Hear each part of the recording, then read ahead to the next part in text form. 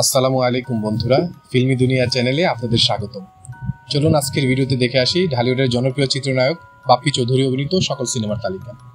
বাপ্পি চৌধুরী চলচ্চিত্র অভিষেক হয় 2012 সালে শাহিন সুমন পরিচালিত ভালোবাসার রং সিনেমার মাধ্যমে। এতে ওনার বিপরীতে অভিনয় করেছেন মাহিয়া মাহি। পরের বছর মুক্তি পায় শাহিন সুমনের আরেকটি সিনেমা অন্যরকম ভালোবাসা। এটাতে ওনার বিপরীতে ছিলেন মাহিয়া মাহি এবং সারা জেরিন। 13তে মুক্তি পায় শাহিন সুমন পরিচালিত জটিল প্রেম। এটাতে ওনার নায়িকা ছিলেন আঁচল আঁখি।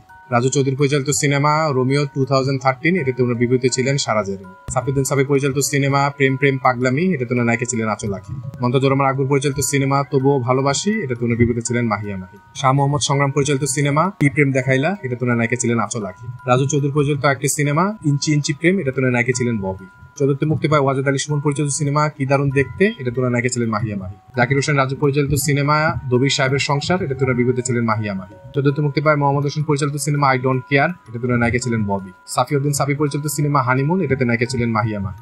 সাদ হোসেন লিটন পরিচালিত সিনেমা লাভ স্টেশন। এটাতে ওনার বিপরীতে ছিলেন মিষ্টি জান্নাত। জাকির হোসেন রাজু পরিচালিত সিনেমা অনেক স্বাদের ময়না। এটাতে ওনার নায়িকা ছিলেন মাহিয়া মাহি।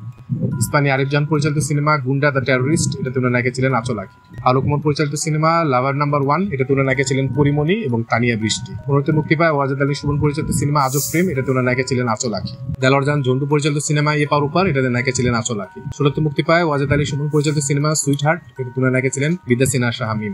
16তে মুক্তিপ্রাপ্ত জাকির হোসেন রাজু পরিচালিত সিনেমা অনেক দামে কেনা। এটাতে নায়িকা ছিলেন মাহিয়া মাহি। সোহেল বাবু পরিচালিত সিনেমা বাজে ছেলে দ্য লোফার। এটাতে ওনার নায়িকা ছিলেন আরশি। ইফতেখার চৌধুরী পরিচালিত সিনেমা ওয়ান ওয়ে। এটাতে ওনার নায়িকা ছিলেন ববি। অনন্য মামুন পরিচালিত সিনেমা আমি তোমার হতে চাই। নায়িকা ছিলেন বিদ্যা সিনহা শাহামিম। 17তে মুক্তি পায় ওয়াকিল আহমেদ পরিচালিত কত স্বপ্ন কত আশা। এটাতে নায়িকা ছিলেন পরিমণি। সাফিউদ্দিন সাবি পরিচালিত সিনেমা মিসড কল। এটাতে ওনার নায়িকা ছিলেন মুগ্ধতা এবং তামান্না। হিমেল আশরাফ পরিচালিত সিনেমা সুলতানা বিবিয়ানা। এটাতে নায়িকা ছিলেন আঁচল আঁখি। 17তে মুক্তি পায় শালম মন্ডল পরিচালিত সিনেমা আপন মানুষ। এটাতে নায়িকা ছিলেন পরিমণি। মন্তজুর রহমান আকবর পরিচালিত সিনেমা দুলাভাই জিন্দাবাদ। এটাতে নায়িকা ছিলেন বিদ্যা সিনহা শাহামিম।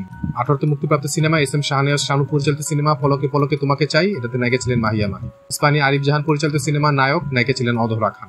18তে মুক্তিপ্রাপ্ত এম শাকত হোসেন পরিচালিত সিনেমা আসমানি। এটাতে নায়িকা ছিলেন সুস্মি রহমান। 19 মুক্তি পায় তারেক শিকদার পরিচালিত সিনেমা দাগ হৃদয়ে। এটাতে নায়িকা ছিলেন বিদ্যা সিনহা শাহামিম এবং আঁচল আঁখি। 19 মুক্তিপ্রাপ্ত কমল সরকার পরিচালিত সিনেমা পাগলামি। নায়িকা ছিলেন শ্রাবণী রায়।